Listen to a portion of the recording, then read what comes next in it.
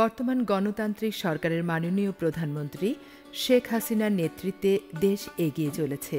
দেশের অবকাঠামোগত উন্নয়নের পাশাপাশি ব্যবসা বাণিজ্য শিল্পায়নে বর্তমানে দেশ আত্মনির্ভরশীল হয়ে উঠেছে। সরকারের সুযোগ্য নেতৃত্বের ফলেই এখন সরকারি ও বেসরকারি বিনিয়োগকারীগণ দেশে বিনিয়োগ করছেন। তেমনি চট্টগ্রামের এক শিল্প পরিবার এস আলম গ্রুপ মাত্র 2 দশক পূর্বে দেশ ও জাতির উন্নয়নের কথা চিন্তা করে বন্দরনগরী চট্টগ্রামের এক উচ্চশিক্ষিত তরুণ ব্যবসায়ী জনাব সাইফুল আলম একের পর এক শিল্প প্রতিষ্ঠান নির্মাণ শুরু করেন। বর্তমানে তাদের এস আলম শিল্প গ্রুপে 20টির অধিক ছোট বড় মাঝারি শিল্প প্রতিষ্ঠান রয়েছে। এর মধ্যে S Alam steel limited, S Alam cement limited, S Alam brothers limited, S Alam hatchery, S Alam cold rolled steel limited, S Alam bag manufacture mills limited, S Alam refined sugar industries limited, S Alam luxury chair coach service limited, S Alam সায়াসিড extension plant limited, Portman cement limited, S Alam tank terminal limited, S Alam power generation limited, S Alam properties limited, Karnaphuli প্রাকৃতিক gas limited, S Alam super edible oil limited, Sonali cargo logistic limited সহ আরও বহু ব্যবসা প্রতিষ্ঠান। S Alam গ্রুপের অনেকগুলো steel mills. এখানে দেশের অন্যতম মুরগি মার্কা ঢেউটিন নির্মাণ করা হয়ে থাকে। বিদেশ থেকে এক প্রকার কয়েল জাতীয় কাঁচামাল এনে মেশিনের মাধ্যমে প্রথমে জং পরিষ্কার করা হয়, তারপর আবার অ্যাসিড পানির মাধ্যমে কয়েলকে মেশিনে পরিষ্কার করে সাদা করা হয়ে থাকে। এরপর এই কয়েলকে জিংয়ের মাধ্যমে গ্যালভানাইজিং করে ঢেউটিনের কালার করা হয়ে থাকে। এরপর মেশিনের মাধ্যমে বিভিন্ন মাপে কাটিং করা হয়ে থাকে। এরপর অন্য মেশিনের মাধ্যমে ঢেউ করে ঢেউটিনে পরিণত করা হয়। তারপর সারা দেশে বাজারজাত করা হয়ে থাকে। S Alam steel mills limited, S Alam cold rolled steel limited, যেমন ইস্পাত লিমিটেড এবং মুরগি মার্কা ঢেউটিন এবং শিট সারা দেশেই বেশ জনপ্রিয়। আমরা এস আলম গ্রুপ প্রতিষ্ঠিত হয় আলহাজ মোহাম্মদ সাইফুল আলম, উনি main founder, chairman and MD. 1985 আমরা ফার্স্ট শুরু করি ট্রেডিং বিজনেস করে।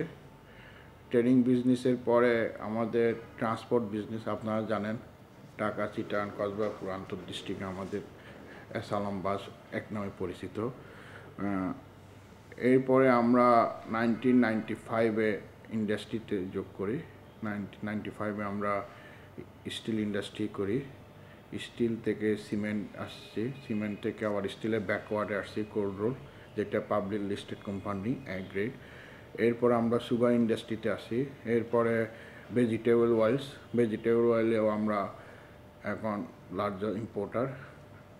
তারপর আমরা এরপরে সুগার মিল করি।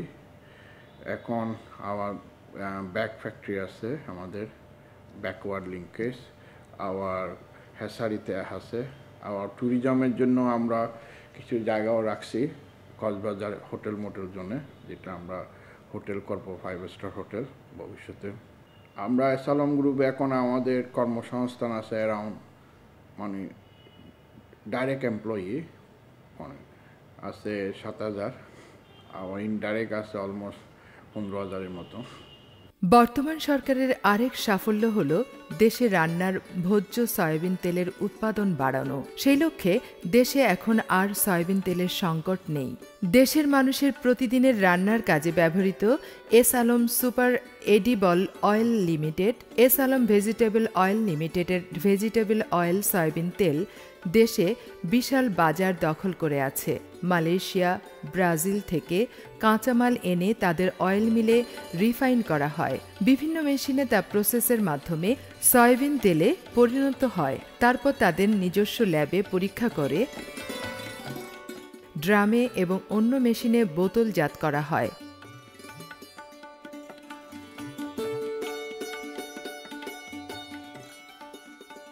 বোতলজাত করে প্যাকেট করে দেশের বাজারে বিক্রির জন্য প্রস্তুত করা হয়।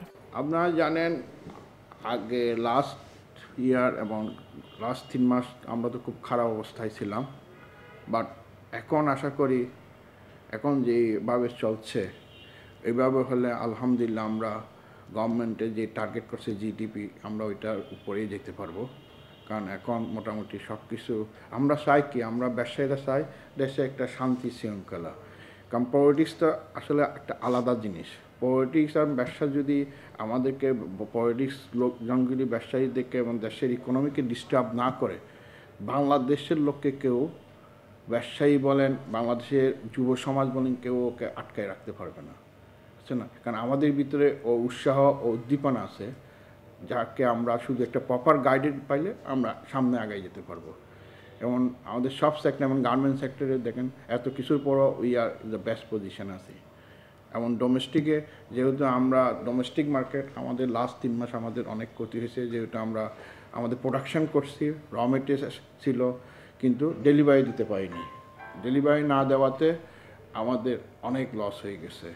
এমন ঢাকা সিটানে যেখানে ট্রাক ভাড়া ছিল 22,000 23,000, তখন আমরা 1 লাখ টাকা দিয়ে পর্যন্ত গাড়ি ভাড়া পাঠাই। তারপরও অনেক রিস্ক ছিল, তার মধ্যে আমাদের অনেক গাড়ি পোড়াও হয়ে গেছে। তারপর আমরা ওই রিস্কের মাধ্যমে আমরা কিন্তু কাজ চালাই গেছি। না, বর্তমান সরকার তো ব্যবসায়ীদেরকে খুব উৎসাহ দিচ্ছে, এমন সাপোর্ট দিচ্ছে আমরা যখন চাচ্ছি। কিন্তু মেইন ফ্যাক্টরটা হলো পলিটিক্সের। পলিটিক্যাল যদি স্থিতিশীলতা থাকে, দেশের যদি না হয়, তো সরকার যদি অনলি বিদ্যুৎ, ইলেকট্রিসিটি, ইনফ্রাস্ট্রাকচার ডেভেলপমেন্ট, রোডঘাটটা করে, তাহলে পাবলিক সেক্টর কিন্তু এটাকে অনেক উপরে নিয়ে যেতে পারে। আপনি দেখেন আজকে বাংলাদেশে যত সাকসেস, সব কিছু কিন্তু পাবলিক সেক্টর থেকে আসছে। এবং আপনি কর্মসংস্থান বলেন, সব কিছু বলেন, সব সার্ভিস ওরিয়েন্ট, সব কিছু কিন্তু পাবলিক সেক্টর থেকে আসছে। সুতরাং আমি বললাম, পলিটিক্সটা যদি স্থিতিশীল থাকে, আমরা চাই পরিস্থিতি স্থিতিশীল থাকুক, দেশের সবাই কিন্তু আগায় যাক। সবাই কী চায়? দেশের ইকোনমি গ্রোথটা চায়। পৃথিবীর সব দেশে কিন্তু এখন কোনো কেউ ফাইটিংয়ে নাই, সবাই কিন্তু ইকোনমির উপরে। কারণ আমি ঠিকমতো খাইতে পারলেই তো আমি ঠিকমতো আমার ফ্যামিলিকে আমি টেক কেয়ার করতে পারবো, সবাইকে টেক কেয়ার করতে পারবো। সেই জন্য গভর্নমেন্টও এটা চাচ্ছে দেশের স্থিতিশীল রাখার। এখন এইভাবে যদি থাকে, ইনশাল্লাহ আমরা আগায় যেতে পারবো। চিনি দেশের মানুষের আরেকটি প্রয়োজনীয় উপকরণ। বর্তমান সরকারের সুযোগ্য নেতৃত্বে দেশের সরকারি ও বেসরকারি সুগার মিলগুলো এখন প্রচুর চিনি উৎপাদন করছে, ফলে দেশের মানুষ কম দামে চিনি পাচ্ছে। এস আলম সুগার মিলস দেশের অন্যতম চিনি উৎপাদনকারী এ মিলস। ব্রাজিল থেকে বাদামিজাত এক প্রকার কাঁচামাল জাহাজে করে আমদানি করা হয়, যা দেখতে অনেকটা বাদামি রঙের বালির ন্যায়। ক্র্যালিং মেশিনের মাধ্যমে জাহাজ থেকে মিলের মেশিনে ঢেলে দেওয়া হয়। সরাসরি তা মিলের মেশিনে চলে যায়। মিলের বিভিন্ন মেশিনে তা প্রসেস হয়ে সাদা দানাদার চিনিতে পরিণত হয়। তারপর তা বড় ব্যাগে প্যাকেট করা হয় এবং প্লাস্টিকের 1 কেজি সুন্দর প্যাকেটে ভরা হয়। এরপর বাজারজাত করা হয়। সারা দেশেই রয়েছে এস আলম সুগারের বিপুল চাহিদা। প্রতিদিন এস আলম সুগার মিল থেকে 700 মেট্রিক টন চিনি উৎপাদিত হয়। এই মিলের ময়লা পানি যাতে আশেপাশের পরিবেশ দূষিত করতে না পারে, এজন্য তৈরি করা হয়েছে বিশাল ইটিভি প্ল্যান্ট। এই ইটিভি প্ল্যান্টের মাধ্যমে ময়লা পানিকে পরিষ্কার এবং বিশুদ্ধ করে নদীতে ফেলানো হয়ে থাকে। সত্যি কথা, আমিও একজন ব্যাংকের ডাইরেক্টর, বুঝছেন। এটা আমি ফিল করি, যেহেতু আমি ব্যাংকের ডাইরেক্টর, যখনই আমি লোন পাস করি, সব কিছু করি, আমিও ফিল করি, আমিও যে ব্যবসায়ী, আমরা যে ইন্টারেস্ট প্রফিট বলেন, সরিয়ে বেস হলো প্রফিট, আর সুদি ব্যাংক হল ইন্টারেস্টটা হল অনেক হাই। এই দেশে এই ইন্টারেস্ট দিয়ে লং টার্মে হেভি প্রজেক্ট করা ইজ নট ফিজিবল। এখন ঘটনা হলো, আমাদের দেশের ডিপোজিটটা ব্যাংক করার কোনো উপায় নেই, ও ডিপোজিট নিচ্ছে হাই রেটে। এখন ডিপোজিট যখন হাই রেটে নেয়, তখন তো অ্যাটলিস্ট ও 2-3% এক্সপেন্সেস আছে, ওইটা আমাদের ব্যবসায়ীদের উপর লোড দেয়। তখন সেজন্য আমরা গভর্নমেন্টকে বারবার বলছি যে আমরা, গভর্নমেন্টও এখন প্রেশার দিচ্ছে আমাদেরকে সিঙ্গেল ডিজিটে নিয়ে আসতে। আমরা চেষ্টায় আছি, কিন্তু গভর্নমেন্ট সংশয়পত্রের উপর অবশ্য কমাইছে, কিন্তু এটা আরও কমাইতে হবে। কমাইলে অটোমেটিকলি পাবলিক ডিপোজিটের রেটও কমে যাবে। তখন আমরা যারা ব্যাংকারে আসি ডাইরেক্টর হিসাবে, আমরাও যখন আরেকজন শিল্প উদ্যোক্তাকে দেব, তখন আমরা কিন্তু অটোমেটিকলি কম রেটে দেব। আপনি দেখেন, আগে কিন্তু 16-18% ছিল, কিন্তু এখন অলমোস্ট 12, 11, 12, 13 ম্যাক্সিমাম এখন কিন্তু 13% আসছে। সুতরাং আমাদের টার্গেট, সেন্ট্রাল ব্যাংকও আমাদেরকে খুব প্রেশার রাখছে সিঙ্গেল ডিজিট আনার জন্য। We are trying to coming down in single digit. S Alam cement industries দেশের বৃহৎ শিল্প প্রতিষ্ঠান। দেশের বড় বড় ভবন, ব্রিজ নির্মাণে, অবকাঠামো উন্নয়নে রয়েছে এ সিমেন্টের বিশাল চাহিদা। এস আলম ব্যাগ ম্যানুফ্যাকচারি শিল্প এক বিরাট ভূমিকা রাখছে। এখানে বিদেশ থেকে দানাদার কাঁচামাল এনে পলিথিন এবং পলি সুতা তৈরি করা হয়। মেশিনের মাধ্যমে এই পলি সুতা থেকে ব্যাগ তৈরি করা হয়। সেলাইয়ের মাধ্যমে বিভিন্ন ডিজাইনের ব্যাগ তৈরি করা হয়ে থাকে। এই ব্যাগ তাদের সিমেন্টের প্যাকেট, সুগারের প্যাকেট সহ মিলের অন্য উৎপাদনে ব্যবহৃত হয়। তাদের প্রতিটি প্যাকেটে এস আলমের ব্র্যান্ড বা মুরগি মার্কার রেজিস্ট্রিকৃত সিল দেওয়া হয়। তাদের ব্যবহারের পর অতিরিক্ত ব্যাগ বাজারে বিক্রি করা হয়ে থাকে। ব্যবসা শুধু ব্যবসা না হয়ে মানুষের সেবামূলক সার্ভিস হতে পারে। এস আলম পরিবহন হল তেমনি আরেকটি উদাহরণ। S Alam luxury bus service Dhaka, Chittagong সহ সারা দেশেই যাত্রী সেবা দিয়ে চলেছে। এস আলমের যাত্রী সেবায় রয়েছে কয়েক শত বাস, যা দিন-রাত দেশের এ প্রান্ত থেকে ও প্রান্ত যাত্রী সেবা দিয়েই চলেছে। বর্তমানে আপনি দেখেন চট্টগ্রামে কিন্তু যানজট কিন্তু ঢাকার থেকেও এখন বেশি হয়ে গেছে। ইভেন আপনি যদি এয়ারপোর্ট থেকে চিটাগাং শহরে ঢোকেন 2 ঘন্টার আগে ঢুকতে পারছেন না, যেহেতু আমাদের ট্রাক, লরি এইসব। সেই জন্য এখন যেটা বললাম, আমাদের রোডঘাটটাকে উন্নয়ন করতে হবে, চট্টগ্রামের উন্নয়ন করতে হবে। এবং চিটাগাংয়ে গ্যাসটাকে কিন্তু এইদিকে গ্যাস কানেকশন হচ্ছে, কিন্তু চিটাগাং এখনও ওইরকম গ্যাস কানেকশন দিচ্ছে না। সেই জন্য চিটাগাংয়ে কিন্তু গ্যাসের গ্রোথটা কিন্তু, ইন্ডাস্ট্রিয়াল গ্রোথটা কিন্তু আগের থেকে কমে গেছে। সেই জন্য আমি গভর্নমেন্টের কাছে বলবো, চিটাগাং এই ঢাকা এবং সিলেটে যেভাবে গ্যাস কানেকশন দিচ্ছে কোটা বেসিসে, চিটাগাংও যদি দেয় তাহলে চিটাগাংও কিন্তু গ্রোথটা হবে। এবং চিটাগাং এই মুহূর্তে বেশি দরকার আমাদের রোডটা ইমপ্রুভ করা, আর হলো ড্রেনেজ সিস্টেমটা। কারণ চিটাগাং একটু বৃষ্টি হইলে কিন্তু পানি উঠে যাচ্ছে। এই ড্রেনেজ সিস্টেম এবং রোডটা ইমপ্রুভ করলে চিটাগাংয়ে কিন্তু তেমন আর মেজর সমস্যা আমি আশা করি ঠিক নাই। আর নদীর ওই পারে যদি আমরা একটা ইন্ডাস্ট্রিয়াল বেল্ট, যেটা আমরা গভর্নমেন্টকেও বলছি, আপনি দেখেন পৃথিবীর সব দেশে, এই সিঙ্গাপুর বলেন, সব দেশে কিন্তু নদীর রিভার সাইডটা ইজ ভেরি ইম্পর্টেন্ট এবং ডায়মন্ড প্লেস।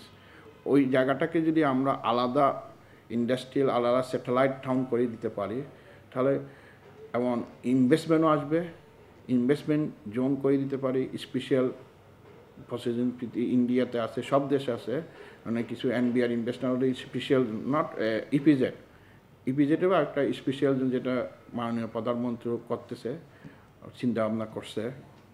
ওটাকে যদি আমরা ইমপ্লিমেন্ট করতে পারি, কারণ গ্রোথ কিন্তু অনেক বেশি হয়ে যাবে। কিন্তু আলটিমেটলি গ্রোথটা তো হবে চিটাগাং, ঢাকায় আপনার, কারণ এই ডেভেলপমেন্টটা এখানে কাজে লাগাই দিতে হবে আমাদের। বর্তমান সরকারের সবচেয়ে বড় সাফল্য হল বিদ্যুৎ সেক্টরের উন্নয়ন। বিদ্যুতের উন্নয়নে সরকার অভাবনীয় সাফল্য অর্জন করেছে। বর্তমান সরকারের নেতৃত্বে দেশে এখন কয়েক গুণ বিদ্যুতের উৎপাদন বেড়েছে। দেশে এখন আর বিদ্যুতের লোডশেডিং নেই বললেই চলে।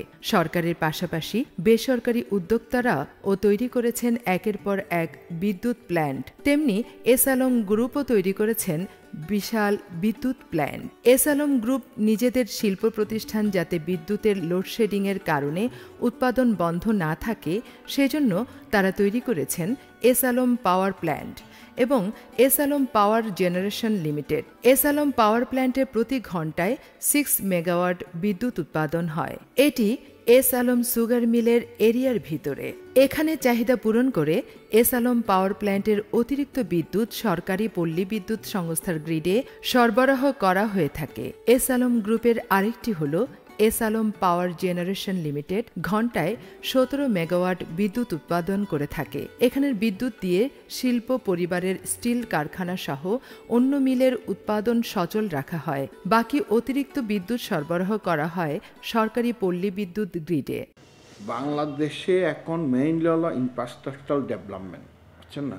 আপনাকে পাওয়ার, গ্যাস এবং রোড, বুঝছেন, এই তিনটা ইজ এ ম্যান্ডেটরি হয়ে গেছে। এই তিনটা হয়ে গেলে বাংলাদেশে কিন্তু ক্ষুদ্র শিল্প বলেন, মাঝারি শিল্প বলেন, বৃহৎ শিল্প বলেন, ফরেন ইনভেস্টমেন্ট বলেন, বুঝছেন, সব কিছু কিন্তু চাঙ্গা হয়ে যাবে। সেই জন্য ফার্স্ট এখানে আপনি জানেন গ্যাসের শর্ট, সুতরাং গ্যাসের বিকল্প তো আমাদের তৈরি করতেই হবে।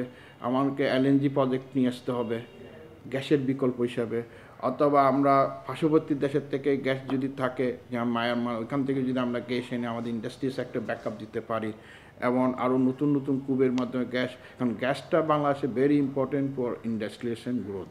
সেই জন্য গ্যাসের কানেকশন কিন্তু এখন গভর্নমেন্টে কিছু সিলেক্টিভ ওয়েতে দিচ্ছে।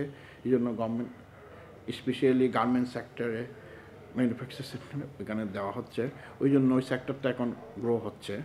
কিন্তু হেভি ইন্ডাস্ট্রির জন্য কিন্তু এখনও গভর্নমেন্টে কোনো করে নাই। সেই হেভি ইন্ডাস্ট্রির জন্য আমি মনে করি গভর্নমেন্টের একটু নজর দেওয়া উচিত এই সেক্টরে, কারণ আমাদের গ্যাসটা ভেরি ইম্পর্টেন্ট। গ্যাসটা হইলে কিন্তু ইন্ডাস্ট্রিয়ালাইজেশন এবং বেকার সমস্যা সবই কিন্তু সমাধান হয়ে যাবে।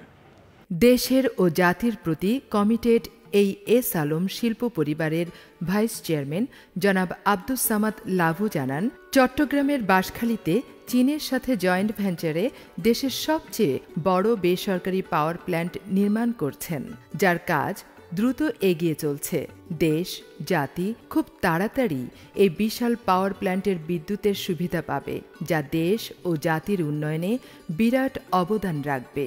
আপনারা জানেন, আমরা যেহেতু দেশের একটা বিদ্যুৎ বিরাট একটা ঘাটতি আছে, সেই হিসাবে আমরা গভর্নমেন্ট থেকে একটা বাংলাদেশের আদার সোর্সে দিয়ে কোল বেস পাওয়ার প্ল্যান্ট করার জন্য আমরা এগ্রিমেন্ট করেছি চায়নার সাথে। চায়না স্টেট গভর্নমেন্ট চাকপত্রী, ওদের সাথে আমাদের ইকুইটি পার্টনার। আমরা এই ইনভেস্টমেন্টটা, এটি ইউজ ইনভেস্টমেন্ট প্রাইভেট সেক্টরে, এটা যদি আমরা ইনশাল্লাহ সাকসেস হইতে পারি, আমরা আশা করতেছি 2019-এ আমরা এটা প্রোডাকশানে যাব। এটা প্রাইভেট সেক্টরের লার্জেস্ট ইনভেস্টমেন্ট, ফরেন ইনভেস্টমেন্ট হবে, কারণ এটা totally $2.5 billion project total. And এর টোটাল ইকুইটি ডেফ লোনটা আসবে বাইরের থেকে, কারণ আপনারা জানেন বাংলাদেশে ইন্টারেস্ট রেট অনেক হাই, সুতরাং এই হাই ইন্টারেস্ট দিয়ে এত বড় প্রজেক্ট কোনো দিন সার্ভাইভ হবে না। সেই জন্য আমরা এটা চায়না এবং অন্য দেশের থেকে লোন নিয়ে এটা অ্যারেঞ্জমেন্ট করতেছি। এস আলম শিল্প গ্রুপের মাত্র কয়েকটি প্রতিষ্ঠান আমরা তুলে ধরলাম। আমরা আশা করব এই প্রতিষ্ঠানের কর্ণধার, প্রতিষ্ঠাতা, চেয়ারম্যান ও বিশিষ্ট শিল্পপতি জনাব সাইফুল আলম দেশ ও জাতির উন্নয়নে আরও নতুন নতুন শিল্প প্রতিষ্ঠান গড়ে তুলবেন।